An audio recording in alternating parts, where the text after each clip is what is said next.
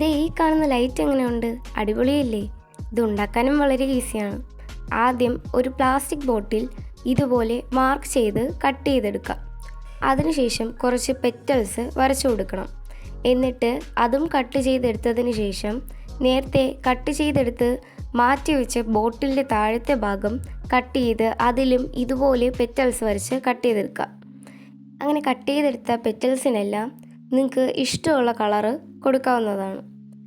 അതിനുശേഷം ഒരു lighter use ചെയ്ത് നേരത്തെ കട്ട് ചെയ്ത പാർട്ട് ഇതുപോലെ ഒരു പെറ്റൽ ഡിസൈൻ പോലെ ചെയ്തെടുക്കണം. അത് ചെയ്തതിന് ശേഷം നേരത്തെ കട്ട് ചെയ്ത് മാറ്റി വെച്ച പെറ്റൽസ് ഇല്ലേ, അതും കൂടി ഇതുപോലെ ഒന്ന് ചെയ്തെടുക്കണം. അതിനുശേഷം ഒരു ഗ്ലൂ ഗൺ യൂസ് ചെയ്ത് പെറ്റൽസ് എല്ലാം ഒന്ന് ഒട്ടിച്ചെടുക്കണം. ഗ്ലൂ ഗൺ ഇല്ലയെന്ന് വെച്ച് കുഴപ്പമില്ല, നിങ്ങളുടെ കയ്യിൽ ഫെവിക്കോൾ ഉണ്ടെങ്കിൽ അത് യൂസ് ചെയ്യാം. പക്ഷേ ഞാനിവിടെ ഇതൊന്ന് പെട്ടെന്ന് ഉണങ്ങാൻ വേണ്ടിയിട്ടാണ് ഗ്ലൂ ഗൺ യൂസ് ചെയ്തത്.